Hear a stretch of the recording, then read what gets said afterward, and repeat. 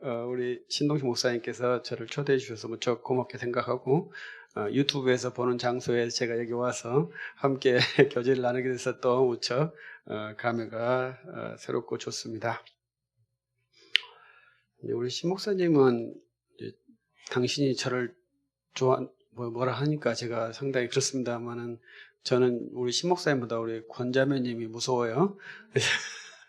그래서 책을 쓰면은 다 저의 그 모든 것을 다 드러내는 그런 아주 위력적인 자매님이시기 때문에 제가 상당히 두려운 마음으로 현재 여기 서 있습니다. 또 책을 써서 한번 봐달라고 해야 되는데 칙칙칙칙 이렇게 편집자의 그 무서운 칼날이 또 있기 때문에 공포감에 있기도 합니다. 그래도 이제 제가 그 무서운 선생님 앞에 담대히 제가 글을 쓰면서 여러분들에게 함께 제가 좀 빨리 왔으면 읽으려고 생각을 했던 글입니다. 그래서 또 이렇게 읽으면서 교정하면서 하나의 글을 만들면 좋겠다 이렇게 생각을 했는데요. 이제 좀 시간이 늦었기 때문에 개략적으로 이야기를 하면서 진행하도록 하겠습니다. 후에 질의 시간이 있다면 이제 또 질의도 되고요. 저는 오늘 내려가지 않을 계획이기 때문에 끝까지 다 질문하셔도 저는 응대할 수 있습니다. 우리 친구들도 밤새도 놀아도 돼. 네. 우리 제목이 이제 우리 시대의 종교개혁인데, 우리 시대라는 출판사가 상당히 좋은 이름이기도 하고, 우리 시대. 저는 우리 시대에 살고 있고, 우리 시대. 저는 이제 그 대한민국 사람이지 않습니까? 근데 이제 그 예수님을 믿고 있는 그러한 대한민국 사람인데, 많은 사람들이 야, 왜 그 이스라엘 사람을 대한민국 사람을 믿어? 이러한 질문에 제가 어렸을 때는 나는 대한민국 사람이고 나는 당군 할아버지를 믿을 거야 이렇게 생각했던 그런 아주 대한민국을 사랑하는 그런 사람입니다. 그런데 이제 이러한 사람이 예수님을 믿고 있고 예수님이 서양신이 아니라 만유의 주 하나님이시다 이렇게 이제 증거를 하고 있는데요. 이 1517년 10월 31일 독일에서 일어났던 이 사건도 대한민국 사람이 왜 이 날을 기념해야 돼? 이러한 질문이 저는 항상 있어요. 그래서 과연 독일은 이렇게 할까? 영국 국교회는 10월 30일을 어떻게 할까? 미국 교회는 10월 30일을 어떻게 할까? 이러한 이제 저로서는 이제 궁금한 것이 많고 이제 페이스북으로 했는데 답변은 잘 안 왔어요. 근데 영국에 있는 선교사님께 말했더니 영국 교회는 뭐 조용하다, 뭐 큰 의미 없다. 미국은 이제 우리가 그 코로나 때문에도 하지만 할로윈 데이를 하는 그러한 날이지 않습니까? 그래서 이 할로윈 데이라는 것이 10월 31일이라는 것과 연관되어 있죠. 그래서 우리가 10월 31일이 할로윈 데이고 11월 1일이 만성절이라고 하는 절기입니다. 그래서 우리는 이제 만성절은 잘 모르니까 할로윈 데이만 알고 있는데 만성절 전날이 할로윈 데이예요. 그러니까 루터가 그냥 10월 31일 날 그냥 생각해보니까 10월의 마지막 날 한번 게시문을 붙여야지 이렇게 퍼포먼스를 한 게 아니라 그 당시에 종교 행사에서 가장 중요한 때 그때가 이제 10월 30일 모든 사람의 이목이 집중될 때 그때 이제 그 95개조 반박문을 게시를 한 거죠. 그래서 우리가 10월 31일을 우리는 이제 10월 30일이 아니라 10월 마지막 주인데 특이하게 오늘은 또 10월 30일 같은 날이 되었지 않습니까? 마지막 주를 이제 종교 개혁주일로 지키고 있는 것이죠. 그럼 루터가 이제 거기 95개조 반박문을 게시한 것과 또 우리 대한민국의 우리는 루터파가 아니고 장로파인데 칼빈파 계열의 장로파인데 칼빈파 계열의 장로파가 어떻게 또 이것을 생각해야 될까? 이런 것도 한번 고민을 해보면 좋겠다. 이러한 바람이 있습니다. 저는 이제 기본적으로 종교 개혁이 왜 일어났느냐 이렇게 생각하면 교회가 무식해서 그랬다 이렇게 생각을 하거든요. 그래서 이제 우리 신동식 목사님 제가 많이 부러워한 것은 엄청나게 책을 읽으시고 책도 이렇게 하시고 이러시는데 종교 개혁의 아주 중요한 그 하나의 패턴이죠. 종교개혁이 성공할 수 있었던 이유는 뭐냐? 제 생각에 사역자들이 너무 똑똑해요. 루터나 칼빈이 상당히 똑똑한 사람입니다. 그러한 사람들이 개혁신학을 지키고 선도했기 때문에 종교개혁이 일어났다. 저는 그렇게 생각을 하거든요. 그래서 무식한 교회에 지식 있는 사제들이 출연해서 그 사제들이 교회에 무식한 것을 다 밝혀버린 거죠. 그리고 이제 성경으로 회복된 그러한 교회를 제안했고 그 교회를 따르는 사람들이 이제 형성된 것이 이제 종교 개혁 교회라고 저는 생각을 해요. 그래서 우리 개혁 교회는 아주 지식화된 그러한 체계를 가져야 된다고 생각을 합니다. 그런데 또 이제 지식만 추구하다 보니까 이제 폐단이 발생했는데 그러한 지식을 말하는 게 아닙니다. 그래서 이제 그러면 이제 우리 21세기 대한민국 10월 30일에 있는 대한민국에 있는 대한민국 사회와 대한민국 크리스찬은 또 어떻게 해야 할까? 이런 것이 저의 그 큰 고민이에요. 저는 이제 산골에 있는 방한 퉁수지만 혼자 이제 지뢰별 쇼를 한다 이렇게 표현할 수 있는데 혼자 방 안에서 막 퍼즐을 맞추는 이상한 짓을 하는 것이거든요. 그래서 내가 이 방 안에 있는 나와 내가 이 세계에서 어떠한 형태로 이루어지는가 이러한 것들을 이제 고민을 하면서 살고 있습니다. 여러분들은 이제 어떻게 사는지 제가 잘 이해할 수 없습니다만은 사람은 다 그러한 고민을 해야 합니다. 근데 이제 우리는 사람들은 이제 생활에 치여서 이제 그런 생각을 잘 안 하시고 살다가 이제 50 넘어가면 한번 충격을 딱 받고 이것이 아닌 게 비요 하다가 60살 때 또 이것도 아닌 게 비요 하다가 늙다가 죽는다. 제 생각 인생을 보면 그렇게 생각을 합니다. 그래서 이제 우리 크리스천들은 계속 목사님의 설교를 들으면서 이러한 것들을 잘 의식화를 해야 되는데 외람되지만 목사님들의 설교가 그렇게 의식하지 못하고 그러한 사조에 이렇게 마약을 몰핀을 주는 그러한 구도라고 되어 있어서 칼 막스가 비판했던 아편이 아직까지 교회에서 제공되고 있지 않는가 이러한 그 안타까움이 있어요. 그래서 아마 저 교회는 저 몰필을 안 준다고 생각을 하고 우리 신목사님 교회도 몰필을 안 줄 거라고 저는 생각을 합니다만은 몰필은 조금씩 줍니다. 이제 우리 애들 말로 약을 좀 타는 거죠.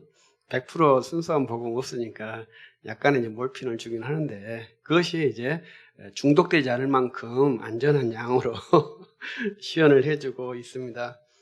한다고 생각합니다. 근데 이제 그것에 이제 너무 중독되어 있으면 몰필을 맞으면 어떤 현상이 발생하겠습니까? 저는 이제 몰필을 안 합니다만은 이렇게 영화 같은 거 보면은 행복하잖아요. 잠시 행복하고 이제 다시 오면 다시 몰필을 맞고 이것이 이제 칼 막스가 교회를 보면서 비판했던 당시 독일과 영국 교회의 모습이라고 볼 수 있습니다. 그것이 지금 우리도 그렇게 되고 있지 않는가? 이것은 심각하게 비판을 자기 검색을 해야 하거든요. 내가 몰필을 맞지 않기 때문에 굉장히 괴로워요. 세상이 괴로워요. 근데 저쪽 사람을 보니까 행복해요. 왜 행복합니까? 몰필을 맞아서 행복해요. 그럼 나도 몰필을 맞아야 되지 않을까? 이러한 갈등을 느끼는 것이 현대인의 삶이지 않을까 이렇게 생각하는 거예요. 그러나 어떻게 몰필을 주라고 하기 때문에 제가 몰필 막 놔줄 수 있겠습니까? 저는 이제 본래 천성적으로 몰필을 놔줄 수 있는 그런 기질이 못 돼요. 신목사님도 그럴 것 같은데 이제 그걸 잘하는 사람이 안 한다면 진짜 훌륭한 사람이죠. 저는 본래 그걸 못하는 사람이라 뭐 훌륭하지는 않고 그냥 이렇게 방 안에서 살다가 죽겠다 생각은 하고 있습니다. 근데 이제 여러분들이 문제죠. 여러분들이 이제 몰핀을 안 맞으니까 굉장히 고통스러울 때 몰핀 맞은 사람을 보면서 아, 나도 행복을 느끼고 싶다. 이렇게 되면은 그때부터 이제 문제가 발생을 하는 것이죠. 그래서 교회가 생명을 주는 것이지 몰핀을 주는 것은 아니다. 그런데 이제 교회가 몰핀을 줬을 때 사람들이 그걸 좋아하니까 어떻게 하겠습니까? 장사가 잘 되면은 그 품목으로 가야 되지 않겠습니까? 여러분들은 혹시라도 몰핀을 경험하시거나 한 번은 좋아할 수 있지만 두 번은 하지 마시기 바랍니다. 두 번째 하다 보면은 중독이 되어버려요. 그래서 이제 우리 종교개혁은 그 시대를 깨운 그러한 사건이라고 봐야 됩니다. 그래서 천년의 교회가 가졌던 아주 이상한 가르침들이 이제 그 이상한 가르침들을 파괴하는, 거부하는 그러한 시발점이 1517년 10월 31일입니다. 그런데 이제 우리가 우리가 루터만 종교 개혁자냐 이렇게 말을 하죠. 그것은 루터 이전에도 많은 종교 개혁가들이 있었다 이렇게 말을 합니다. 그래서 이제 권현익이라는 목사님, 프랑스에 있는 그 선교사님이 그런 데이터를 많이 추적을 했어요. 그래서 이제 저번에 한번 갑자기 책 제목이 생각이 안 나는데 왈도파가 우리 개혁파의 근본이다 이런 식의 책을 하나 냈습니다. 그래서 상당히 저도 재밌게 보았는데요. 그러니까 우리들은 이제 어떤 것이 우리의 신앙의 역사적 신앙의 트랙을 찾는 것도 하나의 것입니다. 그런데 루터가 1517년에 시작했지만 그 이전에 많은 사람들이 종교 개혁을 시도했다는 거죠. 그 과정에 이제 어느 정점에 100년, 200년, 한 300년 정도 가니까 루터가 나와서 종교개혁이 일어난 겁니다. 그냥 루터 갑자기 빵 터진 게 아니에요. 그래서 그 이전에도 똑같이 종교개혁을 위해서 몸부림을 했던 그러한 믿음의 백성들이 상당히 많이 있어요. 그래서 그러한 것들을 우리가 한번 또 인지를 해봐야 됩니다. 제가 이렇게 여러분들의 말씀을 드린 이유는 저도 그렇습니다만 우리 신동식 목사님도 마르틴 루터와 같이 훌륭하지 않은 것 같다. 이런 생각 때문에 그래요.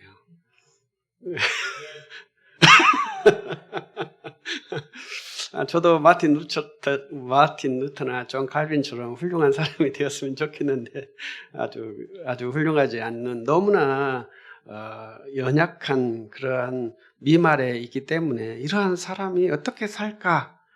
내가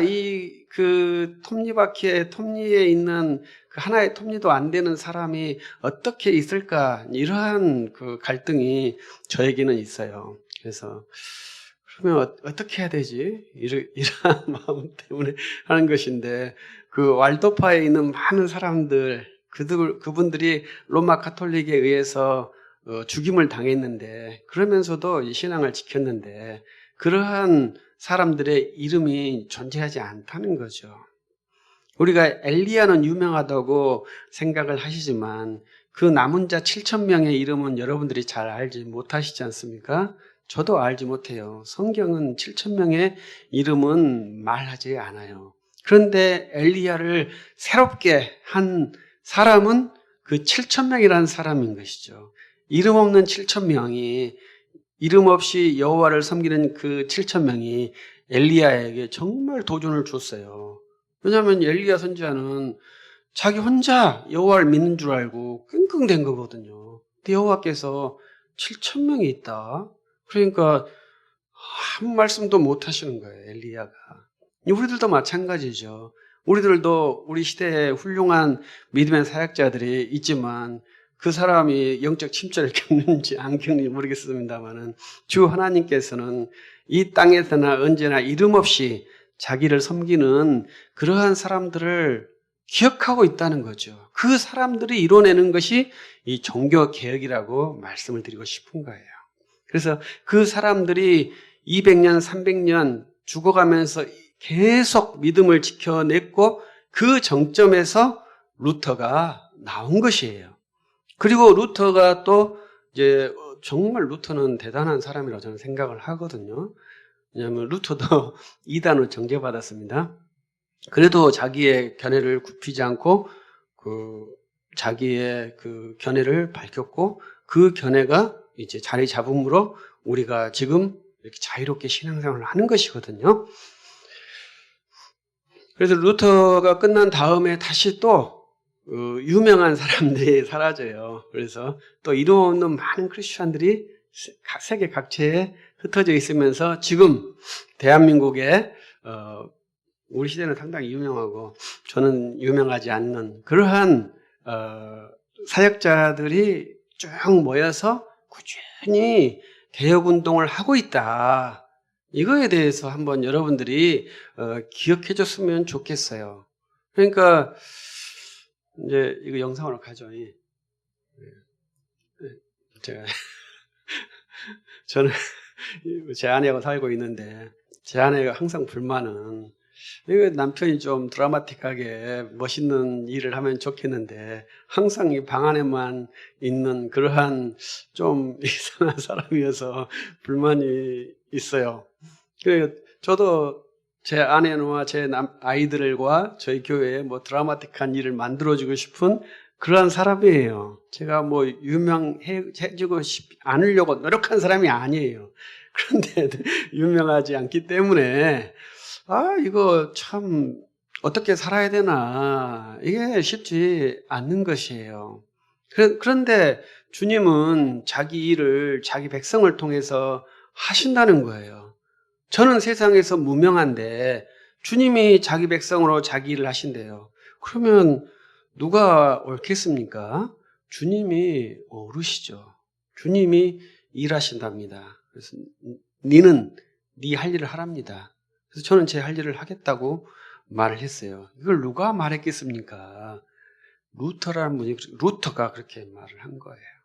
그래서 제가 목회와 신학에서 우리 하나의 문구를 저한테 쓰라고, 네 인생의 문구가 뭐냐 쓰라고 저한테 요청이 왔어요. 그래서 제가 요청한 답이 뭐냐, 내일 지구가 멸망한다라도 난 한 그루의 사과나무를 심겠다. 이걸 썼어요. 이 문구를 루터가 말했다는 거예요. 그래서 이게 그냥 한 문장이지만 직업 소명서로 관련돼 있고 내 하루의 인생, 내 시간관 모든 게 다 걸려 있는 거예요. 그래서 저는 가끔 저희 교회에서 그런 말을 해요. 내일 주님이 오신다 하면 여러분은 오늘 무엇을 하시겠습니까? 무엇을 하시겠어요? 내일 주님이 오신다면 오늘 할 일을 해야 하는 거죠. 방 청소할 일이 있으면 방 청소를 해야 되고요. 화장실 청소할 일이 있으면 화장실 청소를 해야 돼요. 내일 주님이 오셔도.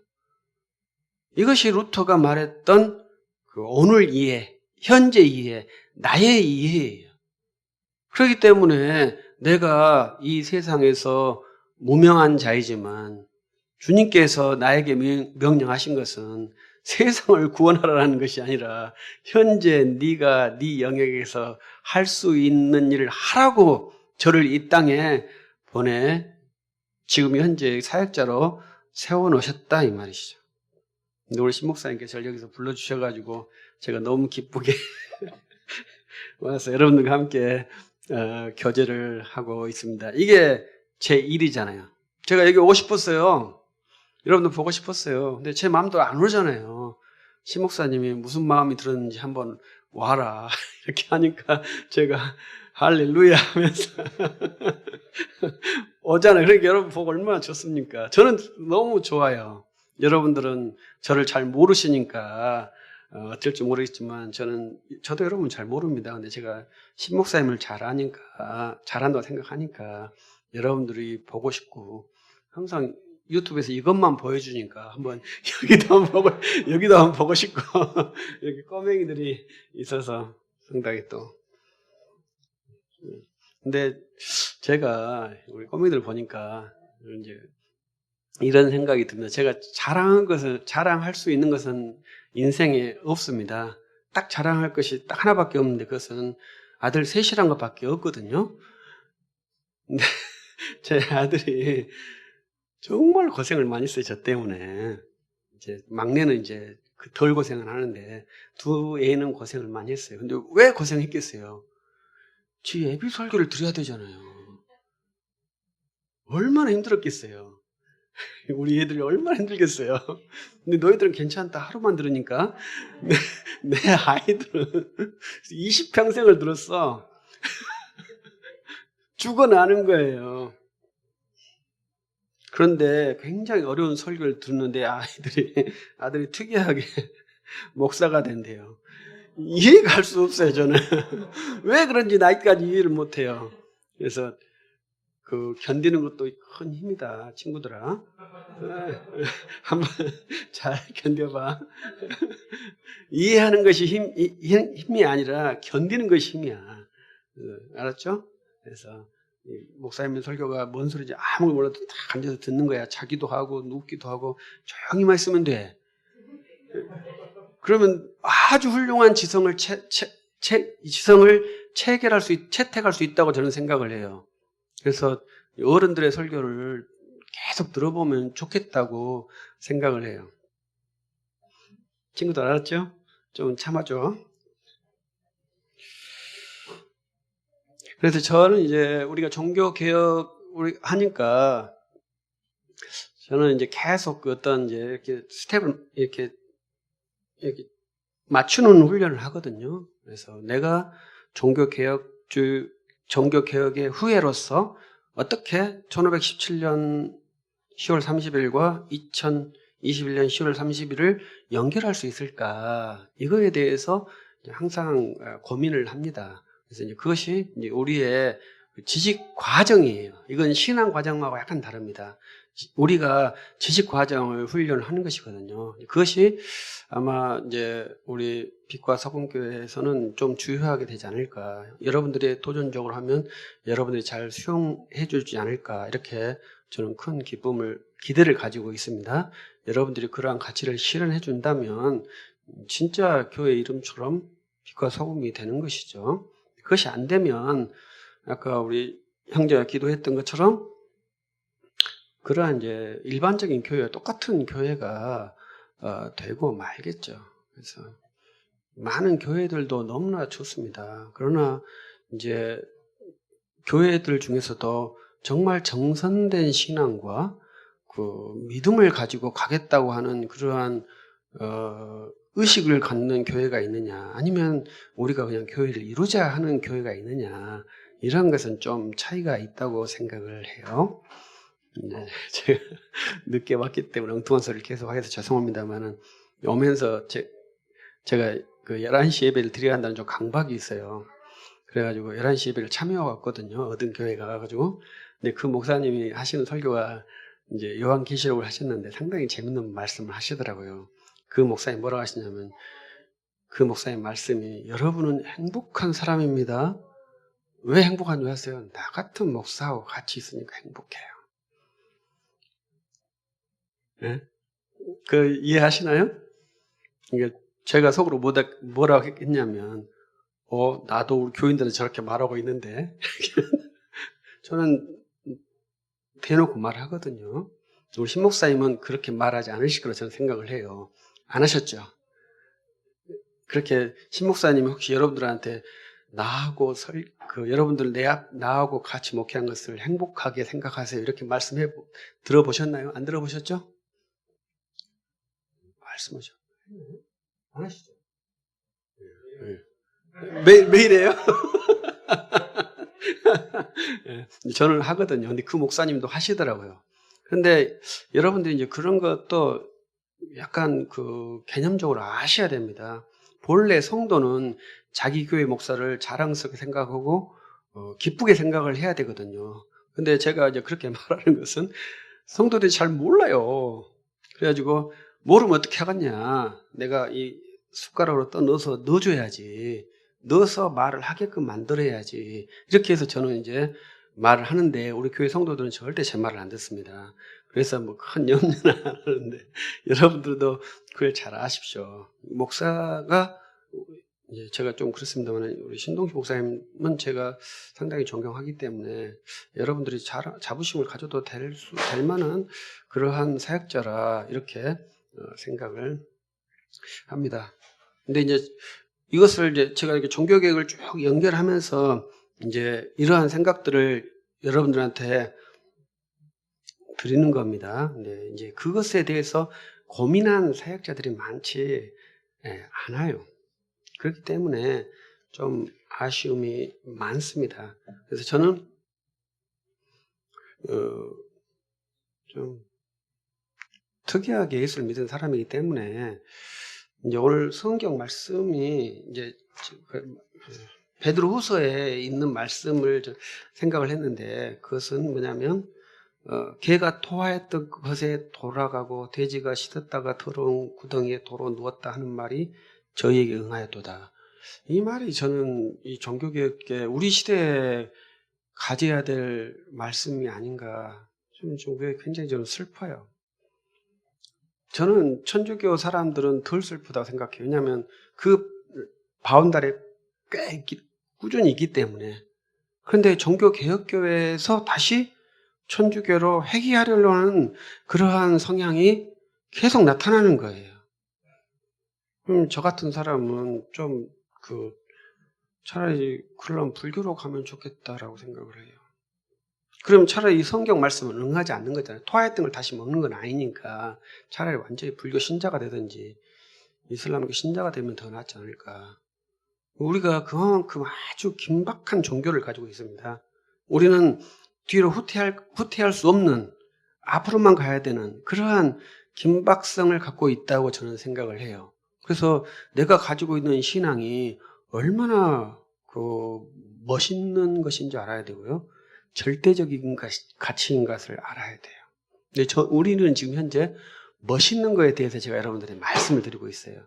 절대적인 것은 복음이니까 이제 신목사님 열심히 한번 훈련을 해보시길 바라고요. 그래서 이제 우리는 이제 그 루터가 가르쳤던 그러한 것을 쭉 연결해서 지금까지 오고 있습니다. 그래서 이제 제가 저도 이제 공부를 하면서 재미있는 것은 이제 독일이라고 하는 나라도 있고 영국이라는 것도 있고 그래요. 근데 독일이라는 나라는 옛날부터 독일이 아니거든요. 루터가 있을 때는 독일이 아니었다 이런 것이고요. 그 다음에 영국도 1707년인가 형성된 국가예요. 그 이전에는 잉글랜드, 스코틀랜드, 이렇게 아일랜드 이렇게 나눠져 있다. 이걸 이해해야 되죠. 근데 우리 대한민국도 마찬가지죠. 대한민국과 조선시대가 다르잖아요. 그런 것처럼 이 땅도 그렇게 달라요. 독일도 마찬가지예요. 독일 루터가 있었던 독일도 지금처럼 독일하고 완전히 다른 거예요. 그래서 그때 이제 루터라는 분이 활동을 했다. 이렇게 생각을 하고, 그때 이제 황제라는 사람이 이제 그 제국을 다스리고 있었는데, 이제 황제는 이제 그 영주 국가들의 그 성들 중심으로 연합된 그러한 그 황제예요. 그러니까 지방자치제의 나라는 독일이거든요. 왜 독일은 지방자치가 잘 되겠습니까? 본래 그 사람들은 성 중심으로 살았기 때문에 지방자치가 안 될래 안 될 수가 없어요. 우리는 왜 지방자치가 안 되겠습니까? 우리는 36년 동안 일제강점기를 거쳤잖아요. 일제강점기에서 가장 한 것이 뭐겠습니까? 각 지방에 있는 특성들을 다 없애버리는 거예요. 그래서 중앙통치가 되도록 만들었다고 봐야 돼요. 조선시대 때는 지방자치제가 잘 됐다고 봐야 됩니다. 저는 그렇게 생각을 해요. 왜냐하면 사또가 다스린 것이 아니라 각 집안 그 가문들이 통제를 하는 그러한 사회가 되지 않았겠습니까? 그런 일종의 지방자치거든요. 지방 호족들을 왕이 인정해 주는 거죠. 그래서 호족들을 쭉 통치하면서 이렇게 왕국을 운영하는 것이 아마 조선 왕조였을 거예요. 그것은 지방자치거든요. 현대 말로 하면 그것이 좋다 나쁘다를 떠나서 그렇게 로컬 형식의 통치 개념이 지금도 그래서 독일은 유지가 되고 있고 우리는 지금 하려고 하는데 잘 안 돼요. 왜냐하면 36년에 그러한 폐단이 있기 때문에 그래도 이제 우리가 이제 지방자치를 실현하려고 노력을 하는데 그 모형이 어디 있어요? 조선시대에 있는 게 아니라 독일에 있잖아요. 이 독일에 그때 당시에 우리 지방자치 모형이 독일에 있는 것은 그 루터 당시에도 계속 그러한 영주 시대로 도시를 운영한 거예요. 그래서 루터도 그 영주들 사이에서 버텨낸 사람이죠. 그래서 황제를 추종하는 세력, 황제를 거부하는 세력, 이 황제를 거부하는 세력이 루터와 결탁이 됐다고 봐야 돼요. 그래서 루터의 그 종교개혁 운동을 정치적이라고 이렇게 평가하기도 하는데 그건 절대 그럴 수밖에 없습니다. 그때 당시에 정치적이지 않을래야 않을 수가 없어요. 왜냐하면 왕과 싸워야 되거든요. 스코틀랜드도 마찬가지예요. 존 낙스도 왕과 싸웠어요. 잉글랜드도 마찬가지예요. 왕과 싸웠어요. 왕과 싸우면 100% 정치가 들어가는 거예요. 그리고 우리가 웨스트민스터 신앙고백서도 종교문서가 아니에요. 그것도 국가문서예요. 그것도 잘 아셔야 돼요. 그러니까 그 당시에 신앙고백서는요, 이 종교문서가 아니고 국가문서예요. 그런데 이제 후로 오면서 종교의 자유가 형성되니까 이제 국가문서와 종교문서가 근대에 와서 바뀌는 거예요. 그래서 루터와 칼빈을 할 때 가장 제가 안타까운 것이 우리는 이 종교가 분리된 상태에서 종교문서와 국가문서가 달라요. 그러나 그 이전에는 종교문서와 국가문서가 같은 거예요. 그걸 잘 구분을 하지 않는 것 같아서 좀 아쉬움이 있어요. 그러니까 여러분들도 그때 당시를 이해할 때는 웨스트민스터 신앙 고백서 하면 그것이 헌법이에요. 예? 또 아우스부르크 신앙 고백서 하면 우리는 이걸로 신앙과 사회를 유지하겠다는 거예요. 그것이 그 루터와 칼빈이 꿈꿨던 그 당시의 사회관이거든요. 그래서 이제 그러한 것들을 종교 개혁하면 그걸 잘 이해를 해달라. 루터가 했기 때문에 우리 시대도 그렇게 할 거야. 이렇게 말하면 안 된다는 거죠. 복음이 있고 그 복음이 루터가 했던 그 당시의 복음의 사회는 종교가 하나이기 때문에 곧 신앙이 정치고 신앙이 사회 질서인 것이 너무나 당연하고 그렇지 않으면은 반역자가 되는 거예요. 세르베투스가 종교법으로 죽은 게 아닙니다. 정치범으로 죽은 거예요.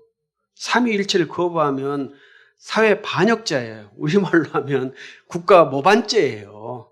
종교범이 아니라니까요. 근데 이제 우리는 종교범으로 생각하는데 우리말로 국가 반역죄예요. 그래서 화형을 당한 겁니다.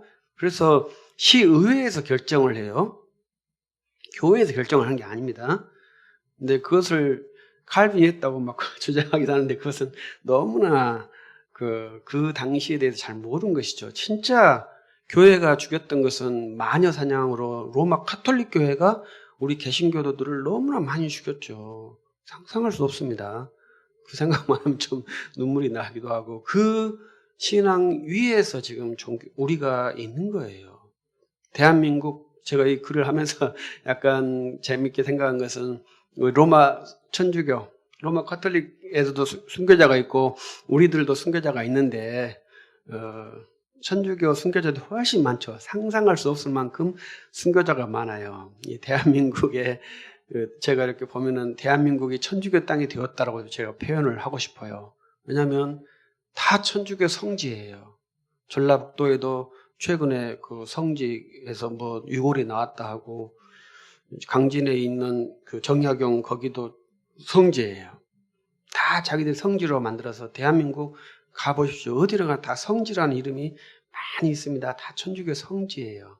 그런데 이 천주교에서 순교하신 분들은 조선 왕조가 이분들을 처형시켰어요.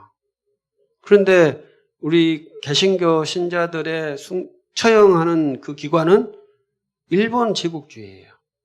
또 북한 공산당이에요. 특이하게 대한민국 정부는 우리 개신교를 죽이지 않았어요. 조선 정부도 그렇고 대한민국 정부도 그렇고 개신교들을 안 죽였어요. 그건 참 특이하더라고요.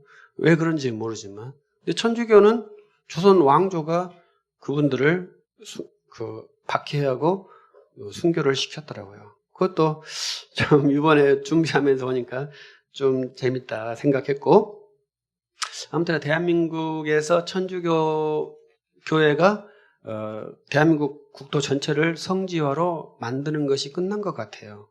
더 이상 이제 성지가 아니고 다 성지니까, 강경에도 성지가 있고 강화도에도 성지가 있죠. 다 거기 성지가 있어요. 전라도에도 성지가 있습니다. 그래서 이제 그런 것도 한번 이제 그 당시 독일의 상황과 현재 독일의 상황이 다르기 때문에 우리가 루터를 이해할 때, 종교개혁을 이해할 때 그 당시 문화에 대해서 좀 더 긴밀한 이해가 필요하다고 볼 수 있고요. 우리가 또 두 번째로 공부를 할 때 이렇게 따로따로 연대기를 공부하니까 순서적으로 잘 이해를 못해요. 그래서 저도 이제 대한민국하고 서양하고 이렇게 엮는 훈련을 하거든요. 우리 신동식 목사님 지금 그걸 하고 있어가지고 이제 근데 이렇게 1517년, 1519년에서 대한민국에서 조광조라는 분이 사약 드시고 돌아가셨거든요. 화순에서 한번 오시면 제가 보여드릴 수도 있습니다. 거기 돌아가신 장소. 저는 이제 조광조를 많이 좋아하지는 않습니다. 그런데 왜 안 좋아하냐면은 우리 조광조 선생님은 학문을 숭상하시는 분인데 학문을 우상화하신 것 같아요. 제가 볼 때는 학문은 엄격하지만요 자유롭거든요. 그것이 있는데 이 조광조의 후예들은 조광조 뒤에부터는 이 학문이 절대화가 돼가지고 사문난적이라 해서 자기 학문 가치에 어긋나면 재단하는 그러한 폐단이 발생해요. 학문은 절대 재단하지 않습니다. 종교는 재단을 해요. 1519년이 그 세계사에 약간, 1517년이 세계사에 약간 그러한 분기점이 있어요. 조선도 조광조 때문에 이제 대변혁, 의식변혁이 발생했거든요. 조광조가 정말 대단한 사람입니다. 그런데, 긍정적으로 의식변혁을 안 됐다고 저 같은 사람은 이제 성급하게 판단을 하는 것이죠. 루터는 독일을 완전히 바꾼 그러한 사람이지 않습니까? 그래서 천주교 국가에서 독일이 천주교와 루터교의 국가로 바꾼 거예요. 독일은 그래도 종교가 두 개라고 봐야 되겠죠. 천주교도 있고. 근데 루터파가 이제 천주교를 완전히 자유를 획득해버리니까 갑자기 루터파 교회가 많아져요. 그래서 루터파 교회가 된 것이지, 처음부터 루터파 교회가 많은 게 아니에요. 소수였어요. 그런데 이분들이 전쟁을 하지 않습니까? 몇 차례 전쟁을 해요. 그래서 이제 결국은 종교 자유를 획득하니까 이제 그 중립에 있었던 분들이 거의 다 루터파 진영으로 와서 이 현재 루터파 교회가 되었다고 봐야 되거든요. 그 당시에 독일 사람들이 루터를 좋아해서 막 열광적으로 해서 루터가 종교개혁 승리한 게 아니에요. 목숨을 걸었고 그 과정에서 그 믿음의 동역자들, 선제우들, 영주들이 루터 편에 서서 황제하고 전쟁을 하면서 이 가치를 얻은 거예요. 그러니까 가장 중요한 것은 뭡니까? 그 당시에 둘 다 싸워서 비겼다는 것이 문제죠. 비긴 것은 두 개의 종교가 가능하다고 하는 것이 역사에 나와버린 거예요. 그것이 우리의 혼돈의 시작입니다. 본래 정통과 이단은 병존할 수 없어요. 그런데 그 당시에도 병존할 수 없기 때문에 둘이 전쟁을 했단 말이죠. 근데 둘이 도저히 양쪽에 이길 수 없다고, 프랑스도 그렇고 영국도 그렇고 독일도 그렇고 다 이길 수 없다고 세 개의 지역에서 똑같이 결론이 난 거예요. 그렇기 때문에 두 개의 교회가 공존하자, 이렇게 자기들이 결정을 해버린 거예요. 그래서 두 개의 교회만 공존하느냐, 모든 종파들의 공존을 인정하자, 이것이 이제 근대 정신이거든요. 그래서 이제 국가의 국교는 있지만 국가가 자기의 확실한 종교 노선을 취하지 않는 그러한 형태로의 사회가 이제 출현이 된 거죠. 그래서 이제 우리들도 그 후에 있기 때문에 우리들도 이제 종교의 자유를 가지고 지금 다종교 사회에서 자신감 있게 복음을 전도할 수 있는 그러한 구조가 된 것이죠. 근데 특이하게 이제 대한민국은 근대에 우리 개신교가 들어왔지 않습니까? 근데 미국에서 이제 특이하게 또 장로교 선교사들이 복음을 전도한 것이 대한민국의 굉장히 특징적인 사건이에요. 다른 데는 다 그렇지 않아요. 침례교가 우선적에도 침례교가 특이하게 뒤에 들어왔고, 또 그분들은 이제 강경에 가보시면 알겠습니다만 강경으로 들어오셨어요. 재밌게. 네, 감리교 선교사와 장로교 선교사는 인천으로 들어온, 인천을 목표로 한 게 아니라 한양을 목표로 해서, 수도를 목표로 해서 그분들이 거리 들어왔다고 봐야 되죠. 그래서 이제 우리 장감이 개신교의 주류가 되었는데, 특이하게 장로교가 이제 대단한 종교가 되었는데, 이 대한민국 사회에서 130년 된 종교가 대한민국의 주류, 전 주류라고 평가를 하고 싶지 않지만 주류적인 가치를 가질 수 있는 영향력이 어떻게 형성이 되었겠습니까? 그것은 이제 개신교 선교사들이 이제 병원 사역과 교육 사역에 전부 투자를 하신 거죠. 그래서 우리 사회에 근대화적인 교육 시스템과 근대화적인 병원 시스템이 우리 개신교로 말미암아 들어온 거잖아요. 그래서 대한민국에서 130년밖에 되지 않는 종교가 어떻게 보면 주류네 하고 깝칠 정도로의 위상을 갖게 되었죠. 그러나 130년은요, 굉장히 짧은 역사라고 봐야 됩니다. 우리 대한민국에서 기독교가 이제 어떤 사회에 깊이 스며 들어가려고 하는 그러한 일들을 이제 우리가 해야 하죠. 그러한 사람들이 우리가 꾸준히 해야 할 것이고, 아마 신 목사님도 그거 하고 싶어가지고 아마 굉장히 노력을 할 것이라고 생각을 합니다. 그런 것이 이제 일종의 지식 분야거든요. 그러니까 이제 루터라는 분이 이제 종교개혁을 일으켰을 때 제가 글을 썼습니다만은 구텐베르크의 인쇄 기술이 루터를 서포트해서 이 종교개혁이 파급화가 됐잖아요. 근데 칼빈은 제네바 아카데미라는 걸 만들어가지고 칼빈파를 유럽에 급속도로 확장시켰습니다. 이제 이 두 개의 컨셉이 있는데, 지금은 이제 우리는 그 인터넷이라고 하는 더 놀라운 미디어가 나와서 지금 어찌할 줄을 모르는 그러한 시대가 되었어요. 그래서 이러한 그 도구, 시대가 만들어 놓은 도구와 이 복음이 결부되어서 복음이 확장되어가는 그러한 것이 우리 시대의 가치인 것 같아요. 사도 바울은 도시 선교라고 하잖아요. 그래서 도시를 근거로 해서 복음의 속도를 확장시킨 그러한 사역을 했고요. 루터 같은 분은 인쇄술을 근거로 했고, 칼빈은 교육기관을 근거로 해서 복음의 확장성을 폈다고 봐야 되죠. 그럼 우리 시대는 어떤 것을 근거로 해서 복음의 확장성을 답할 것이냐. 이 인쇄술과 교육기관은 아주 기본적인 것이고, 이 도시선교도 굉장히 기본적인 것이고, 또 하나의 영역이 미디어라는 영역이 이제 발생되어 버렸죠. 그래서 이제 우리가 유튜브라는 것도 이제 보면은 이제 코로나 때문에 11시 되면은 유튜브에 축축축축축 이렇게 생방송 실황이 나와요. 그래서 저도 이제 유튜브에다 영상을 넣으려고 연구를 하고 있는데, 그것은 뭐 실황 보라는 게 아니고 계속 볼 수 있으니까 보라고. 왜냐하면 제가 사역자로서 이 땅에 나를 공증하는 거죠. 내가 이렇게 말을 했다고 하는 것을 공증하려고 저는 유튜브를 하거든요. 많은 사람한테 보여준 것도 좋습니다만은.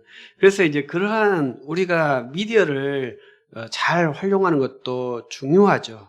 왜냐하면 루터의 사역도 그랬고, 칼빈의 사역도 그렇고, 우리들도 우리 시대에도 우리 시대에 주어진 이 인쇄술과 교육기관은 아주 이제 전통적인 거죠. 500년 전에 있었던 거니까요. 그러나 이제 아주 파격적인 인터넷 영상 서비스가 제공되니까 정말 놀라운 방식이, 놀라운 시대가 우리 앞에 펼쳐져 버린 거죠.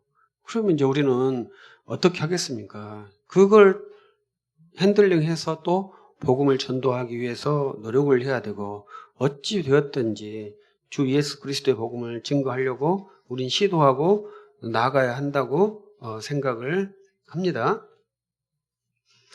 그리고 이제 우리가 우리 시대에서 우리 대한민국을 본다면 대한민국이 정상적인 교회라고 생각하는 사람 많지 않을 거예요.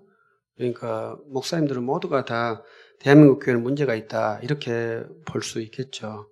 저도 그렇게 생각을 합니다. 그러나 대한민국 교회가 문제가 있는 교회일까요? 근데 제가 그 말씀을 드리고 싶은 것은 대한민국 교회는 주 예수 그리스도께서 통치하시는 교회다 이렇게 말하고 싶어요. 그러나 주 예수 그리스도께 통치하시는 교회가 사람들에 의해서 운영되기 때문에 부패가 수반되는 것이 좀 당연하죠. 그것은 이제 우리 사역자의 문제라고 봐야 합니다. 그러나 이제 대한민국 그렇게 해서 대한민국 교회의 문제점이 많다는 것은 다 알죠. 근데 그 숫자가 그것이 또 정확하게 드러난 것이 이 코로나19 때문에 그런 것이죠. 그래서 통계가 재미있는 통계가 있는데 우리 교단도 그렇고 많은 교단들의 문제점이 성도가 감소한다는 거잖아요. 우리 교단이나 통합교단의 공동점은 성도는 감소해요. 그러나 사역자 수는 증가하고 또 교회 숫자도 증가한답니다. 그러니까 참 그것도 아이러니한 현상이죠. 그래서 교단 지도자들도 어떻게 해야 교단을 성장이 아니라 유지해야 될지 답이 안 나온 것 같다 이렇게 생각을 해요. 대한민국도 인구 감소 때문에 지금 심각하다 이렇게 대한민국 상황이나 교회 상황이 거의 동일한 수준이에요. 숫자가 떨어지니까 교회도 인구 감소 때문에 떨어질 수도 있죠. 인구가 증가하면 또 증가할 수 있으니까요. 그런데 우리 교회가 그러한 가치가 아닌 우리 순수 자산으로 교회는 증진된다면 진짜 교회의 가치가 드러나겠죠? 대한민국 인구는 감소하는데 크리스찬의 숫자는 증가한다. 왜 증가하냐? 많은 자녀들을 출산해서 크리스찬의 숫자가 증가한다. 이렇게 된다면 우리 시대에 하나의 표지를 우리가 우리 시대에 제공할 수 있는 그러한 좋은 기치가 될 것 같다. 이러한 생각도 해봅니다. 그래서 우리가 대한민국에 살고 있습니다만 대한민국 교회 문제점이 몇 가지가 될까요? 저도 95개 항목을 한번 만들어 보려 했는데 95개가 못 만들고 한 70개까지 만들어 봤는데 거기에 이제 여러 가지 항목들이 다 많이 있죠. 문제들이. 그건 이제 천주교와 많이 관련이 없는 것입니다. 근데 저는 이제 천주교로 다시 회귀하는 것은 아주 거부하고 싶은데 그 중에 하나가 이제 우리 교회에서 사순절이라는 것을 많이 하고 이제 할로윈 데이도 얘들이 교회에서 축제할지도 모르겠어요. 이제 그러한 것들 이제 사순절은 이제 많이 도입이 되었고 또 이상한 프로그램들이 많이 도입되었는데 이러한 것들을 이제 비판하고 싶은 마음은 없습니다. 다만 이제 그러한 것이 천주교의 프로그램을 답습하는 것은 하지 않았으면 좋겠고 그러한 것들을 여러분들이 만났을 때 너그럽게 봐주신다면 조금 더 화합을 이루며 갈 수 있지 않을까 이렇게 생각하고 저는 그 종교개혁의 가치는 뭐냐면 그리스도의 주권이라고 생각하는 사람이거든요. 그러니까 그 이전에는 최고의 주권자, 존엄은 교황, 성화입니다. 그러나 종교개혁가들은 교황, 성화도 사람이다. 이렇게 판단을 해버린 거죠. 우리의 주권자는 유일하신 주 예수 그리스도시다. 이렇게 생각을 한 거예요. 그게 뭐 대단한 일이라고 죽임을 당해야 했을까요? 근데 그 고백 때문에 교회가 그렇게 고백하는 사람들을 죽였다는 것은 사실이죠. 그것은 왕권과 교회, 사회가 일치되어 있기 때문에 그래요. 스코틀랜드 교회도 그래서 죽은 거죠. 우리의 유일하신 왕은 천상의 주 예수 그리스도시다. 우린 주 예수 그리스도의 말씀을 듣는다. 왕은 그의 종이다. 이렇게 말하니까 왕님께서 얼마나 화가 나겠습니까?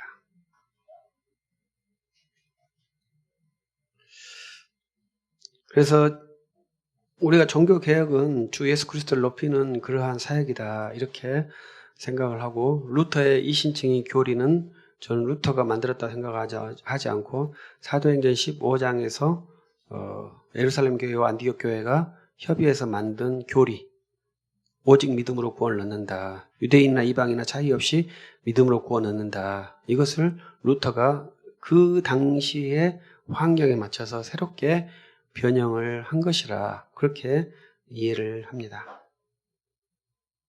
그래서 루터가 그 당시에 중요한 키워드를 이해해서 95개조 반박문을 제시해서 그 시대를 믿음으로 견뎌냈던 것처럼 우리도 우리 시대의 키워드를 정확히 판단하고 버텨내야 하는 그러한 과정이 있지 않을까. 그렇게 저는 또 우리 시대에 도전을 한번 드리고 싶어요. 저도 이제 그 95년도에 신대원을 입학해서 졸업했는데, 근데 제가 지금 보니까 네오 막시즘이라는 것이 이제 우리 시대의 키워드라 이렇게 저는 생각을 하거든요. 근데 68년도에 그러한 일들이 무브먼트가 유럽에서 발생했고, 이제 그거에 대해서 많은 심각한 위기, 현대 신학에 대해서 심각한 위기는 많이 들었지만 네오 막시즘에 대한 심각한 위기에 대한 정보는 많이 듣지 못하고, 최근에 이제 그러한 이제 정보들이 이제 들려오고 있기 때문에 좀 아쉬움을 갖고 있습니다. 그래서 저도 공부를 한다는 사람으로서, 그렇다면 이 시대에 네오 막시즘은 68년도에 시작했지 않습니까? 거의 50년 지난 거잖아요. 그러면 현재 이 시대에 유럽이나 미국, 우리나라에서 일어나는 이슈는 뭔가, 이렇게도 생각을 해봐야 되겠죠. 근데 가장 우리 시대의 그 이슈는 제가 생각할 때는 탈이라고 하는 거예요. 탈.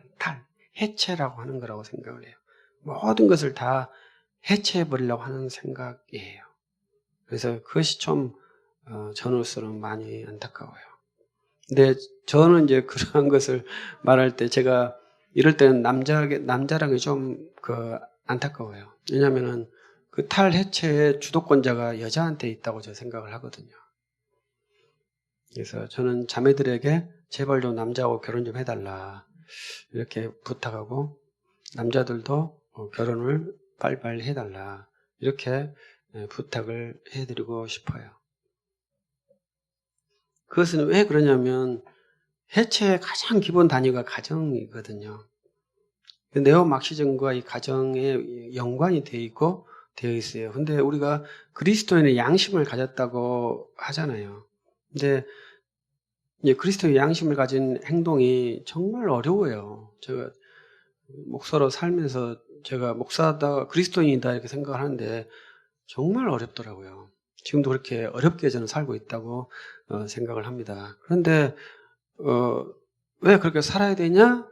이렇게 물어본다면 그거 아니면 다른 방법이 없잖아요.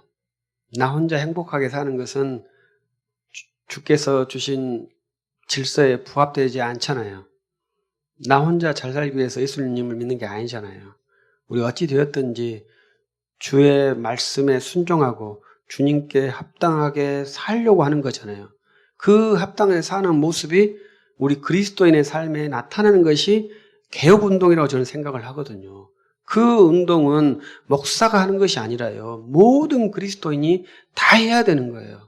그래서 루터가 나왔던 것이지, 루터가 정말 천재지만 진짜 슈퍼맨이어서 나온 게 아니다 이 말이죠.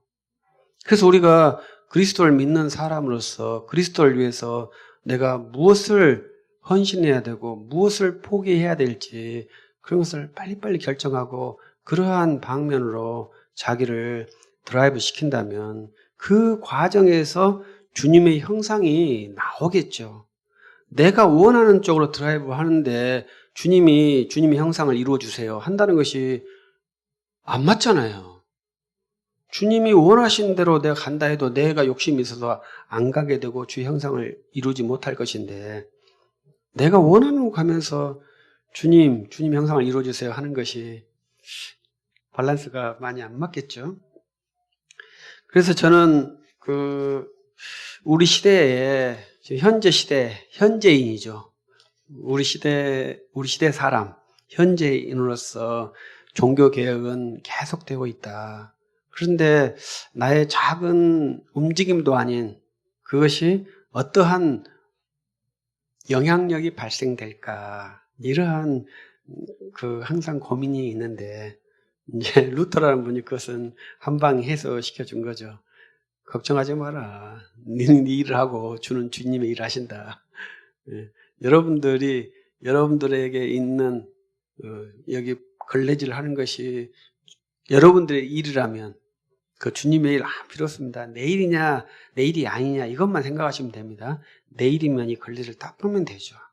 그리고 그 다음에는 아무 문제가 없이 그 일을 하면 되는 겁니다. 시간이 됐습니다만 제가 하나 또 좀 저는 이제 재밌게 생각하는 이야기가 있는데, 제가 그 NC의 프로구단에 있는 그 유명한 프로 선수를 좋아합니다. 근데 이제 그 선수가 크리스찬이기 때문에 제가 좋아하거든요. 근데 그 선수가 우리나라의 대표적인 선수인데 1등을 못했어요. 정말로 탑 클래스인데, 탑 클래스면 5명이면 탑입니까? 네?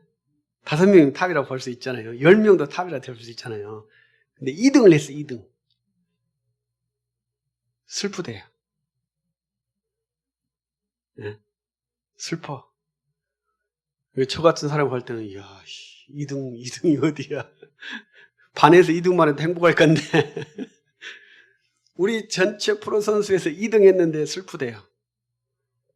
그래서 게임이 잘 안 풀린다는 거예요. 2등을 해서. 그러면 이제 다시 루터와 같은 마음으로 돌아와야죠. 1등 하는 것은 너의 일이고 2등에 있는 것이 나의 일이기 때문에 2등에서 내가 최선을 다해서 스윙하고 훈련하고 1등과 2등에 또 관계없이 최선을 다하면 1등도 할 수 있고 2등도 할 수 있고 3등도 할 수 있고, 이러한 그 인간의 아주 복잡한 마음이 우리 가운데 있는 거예요. 사역자들도 마찬가지고. 그러나 주님께서 그때마다 내가 일이 안 됐을 때, 벽에 있을 때, 내 뜻대로 안 됐을 때마다 주님께, 제 경험으로는 여기까지가 나의 일이고 주님의 일은 주님의 일을 하시고 저는 제 일을 할 테니까요. 주님의 일을 하시고 주님이 좋으신 대로 바꾸시고 주님이 좋다면 저는 좋습니다. 이렇게 타협을 하는 그러한 상태에 있고, 그것이 이제 우리의 종교 개혁에 다시 우리가 저점으로 가고 있는지는 모르겠습니다. 다시 어느 순간에 이제 믿음의 유력한 천재들이 또 나타나서 드라마틱한 모습이 우리 한국교회에 한번 나타날 수 있기를 기대합니다. 그래서 루터가 크리스찬이잖아요. 근데 가장 유명한 사람이 아마 루터 같아요. 독일에서 가장 유명한 사람은 루터 같아요. 우리 대한민국에서 가장 유명한 사람은 누굴까요? 제가 생각해보면 세종대왕이나 충무공 이순신이라 생각하는 것 같은데 그분들은 크리스찬이 아니잖아요. 그래도 우리 대한민국에서 진짜 유명한 사람이 크리스찬이 한번 되어봤으면 좋겠다.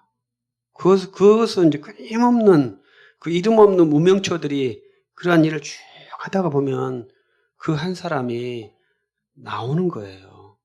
근데 이 독일은 마틴 루터를 좋아하지만 또 그의 가르침을 따르지 않는 그런 이상한 거잖아요. 그것도 진짜 안 좋은 거잖아요. 근데 우리 대한민국은 정말 훌륭한, 우리 신목사님 그렇게 훌륭한 사람이 돼야 되는데 나이가 많이 드셔가지고 이제 가능성이 있겠죠. 그렇게 아주 이 대한민국 사회를 흔들 수 있는 놀라운 지성이 우리 친구들이 될 수도 있고, 이걸 위해서 우리 계속 기도하면서 노력하면서 내가 저 친구를 우리 세계의 지성을 만들고 싶다. 이러한 노력이 아니잖아요. 노력은 뭐예요? 내 권리치를 한다 이거예요. 내 권리치를 내가 한다 이거예요. 이것이 노력이라는 거예요. 내가 저를 위해서 내가 너를 정말 대한민국의 노벨상을 만들겠어. 이렇게 노력하지 말라는 거예요. 네 할 일을 하면 쟤는 지 할 일을 지가 한다는 거예요. 주님의 원리는. 그것을 계속 말씀하고 있는 거예요. 그래서 우리가 내가 있는 위치에서 주님이 주신 명령을 수행하는 것이 저는 종교개혁의 시작이고 완성이다. 그럼 주님께서 주님의 때에 자기의 일을 또 하실 거예요. 지금도 분명히 하고 계시죠. 그럼 우리 사회에 정말로 드라마틱한 인재가 나와서 우리 사회를 정말로 주님이 원하시는 그러한 놀라운 세계로 한번 만들어줬으면 좋겠다. 대한민국 인간이 저는 너무 좋거든요. 이렇게 성질도 괴팍하고 화끈하고 하는 인간이 세계에 없는 것 같아요. 대한민국 사람이 진짜 화끈합니다. 제가 봤을 때는. 근데 왜 우리 어렸을 때는 그거 안 가르쳐줬어요? 전 대한민국 사람이 정말 백이문족 순수하고 그런 사람인 줄 알았어요. 대한민국 진짜 욕도 잘하고 싸움도 잘하고 우리 아줌마들 봐보세요. 절대 남편한테 안 지는 여자 족속들이잖아요. 네?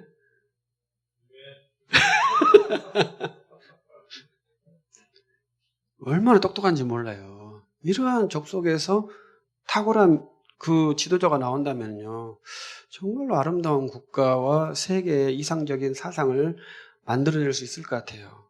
그걸 꿈꾸면서 너를 위해서 내가 하는 것이 아니라 나를 위해서 한다. 그러면 주님께서 너에게 아주 큰 일을 주실 거야.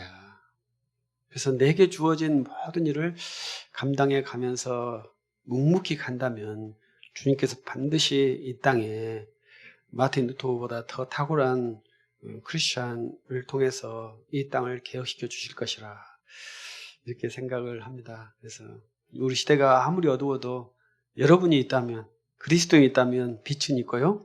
그 빛은 감출 수 없기 때문에 이 사람들에게 위로를 주고 길잡이가 될 것입니다. 여러분들이 힘써 빛을 내려고 노력하지 마세요. 여러분들에게 주어진 일을 최선을 다해서 수행하십시오. 그러면 주님이 그걸로 여러분들을 기쁘게 만족하실 것이고 주님의 일은 주님이 하실 것입니다.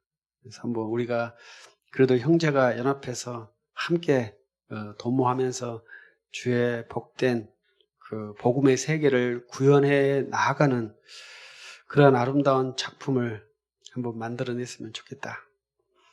우리 시대 말고 우리 시대 출판사에서 그러한 일을 했으면 좋겠고 우리 교회가 그것을 같이 후원하고 있으니까 그러한 일들이 일어났으면 정말 좋겠고 우리 모든 형제 자매님들도 우리 시대에다가 책을 써서 내면 좋겠다 하는 바람도 있어요. 왜냐하면 제가 김도희 목사님이라는 분을 좋아하는데 그분이 이번에 책 쓴 거 제목이 특이하게 글 쓰는 책 만드는 그리스도인 이렇게 책을 만드셨더라고요. 저는 책 만드는 목사 이렇게 제목이 나올 줄 알았는데 그리스도인이라고 그분이 제목을 줘서 제가 서평에다가 충격적이다. 모든 그리스도인이 책을 만들면 목사는 뭐할까? 여러분들이 다 우리 시대에 책을 쓰면은 신동식 목사님 뭐 해야 되죠? 더 놀라운 책을 쓰도록 해야 되겠죠. 그래서 여러분들이 열심히 책을 만드셔서 우리 시대에서 출판을 해서 정말로 한국 교회의 지식을 선도할 수 있는 그러한 멋있는 크리스천들이 되고 우리 시대에 정말로 빛이 되고 소금이 되고 또 우리 시대에 하나님께서 엘리야처럼 쓰시면 좋겠습니다만 또 남은 자 7,000명처럼 이름 없는 사역자로서 하나님께서 기억된 바 되고 세상에서는 잊힌 바 되더라도 여러분을 구원하신 주 하나님을 말미암아 기뻐하시고 이 땅에서 힘있게 사는 복된 자녀들이 될 수 있기를 축복합니다. 기도하십시다. 전능하신 하나님 감사합니다. 부족한 종을 인도해 주셔서 주의 사랑하는 자녀들과 교제해 주시니 감사나이다. 우리가 무엇이 간데 주의 은혜를 논하며 사모할까요? 주 예수 그리스도의 피의 은택이 우리에게 있음에 그 은택을 부여잡고 은혜를 사모하나이다. 주여, 주의 택한 자들에게 은혜를 주옵소서.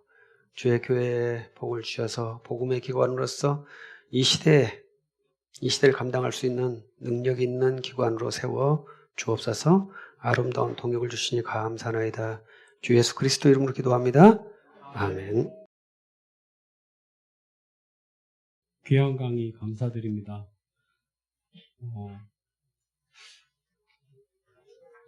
마틴 루터가 저에게 준 선물은 그리스도로부터 부여된 자유를 쟁취해 줬다고 저는 생각을 합니다. 그런 측면에서 세상 사람들은 돈과 성공과 권력을 쟁취하면서 그럼에도 불구하고 자유를 얻지 못하고, 한국 교회 안에는 구원을 얻기 위해서 그렇게 애를 쓰지만 결국 그 안에서 자유를 얻지 못하는 듯합니다. 그럼 이러한 시대상 가운데에서 그리스도인 그리고 진리를 알지니 진리가 너희를 자유케 하리라 라는 그 자유의 의미는 무엇으로 이해하면 될지 질문하고 싶습니다. 저한테요? 예. 자기가 얻었다 그런 건 나한테 주는. 네. 근데 이제 우리가 이런 것도 하나, 제가 이제 웨스트민스터 신앙고백서를 이제 우리 시대가 아닌 CLC에서 지금 탈고를 하고 있습니다. 또 잡복을 하게 돼서. 근데 자유라고 하는 것은 이제 두 가지 개념이 있다고 저는 생각합니다. 근데 이제 우리 목사님께서 하신 말씀하고 좀 다른 건데요. 일단 우리가 어떠한 토론을 하기 위해서는 어휘 개념이 정확해야 되거든요. 그래서 우리 동양권에는 자유라는 단어가 없어요. 근데 이것이 이제 그 조어된 단어거든요. 그래서 이제 우리가 자유하면 이제 영어로 하면 free하고 liberty가 있습니다. 그래서 우리는 죄 사함의 자유하면 속박으로부터 자유거든요. 그러니까 내가 아내로부터 벗어났다, 이러한 자유. 내가 아내 안에 있다, 이러한 자유. 이 두 개의 자유가 있는 거예요. 그래서 이제 우리는 이제 보통 우리 한국 교회는 죄의 속박으로부터 자유만 많이 말했다고 생각합니다. 그건 뿌리라고 봐야 되거든요. 그러나 이제 반대로 보면 그리스도 안에, 하나님 안에 있는 자유도 있어요. 이 두 가지를 같이 겪는 것이 저는 자유라고 생각을 해요. 그래서 항상 두 가지, 내가 어떠한 굴레에서 벗어나는 자유, 또 어떠한 압력이라고 봐야 되겠죠. 하나님은 존엄이니까 압력 안에 있을 때의 자유, 이 두 가지가 있다면 저는 좋겠다고 생각을 해요. 그래서 제 아내를 또 말해서 미안합니다만, 아내가 어떤 분이 그러시더라고요. 제 경험이 아니라 사모님이 가면 일주일만 행복하대요. 일주일 다음부터는 불편하대요. 그러니까 아내가 떨어져 있으면 내가 자유하니까 좋고, 아내가 또 나에게 있으면 그 아내로 말미암아 내가 또 자유로우니까 좋고, 이런 것이 저는 자유가 아닐까. 그래서 진리가 나를 자유케 해주는데, 이때 저는 진리를 성령이라 생각하기도 하고 예수 그리스도라고 생각하기도 합니다.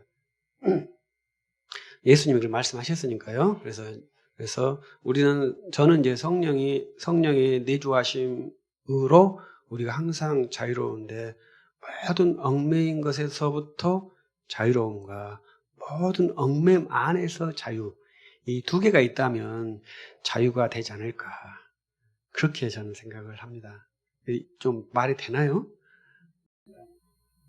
네, 답을 하셨습니다. 또 다른 질문 하시면, 질문 해주시죠. 네, 목사님, 네, 감사드립니다. 귀한 말씀.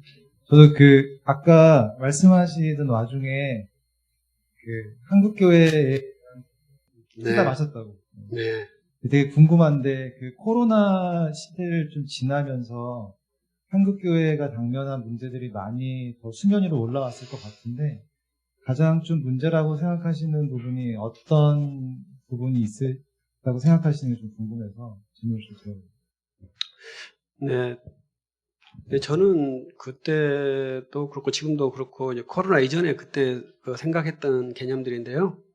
이제 코로나 이후에는 더 긴박하게 생각하는 것은, 저는 거기에는 없습니다. 근데 제가 항상 여기 루터나 칼빈을 하면서도 저는 사역자의 능력을 말하는 사람입니다.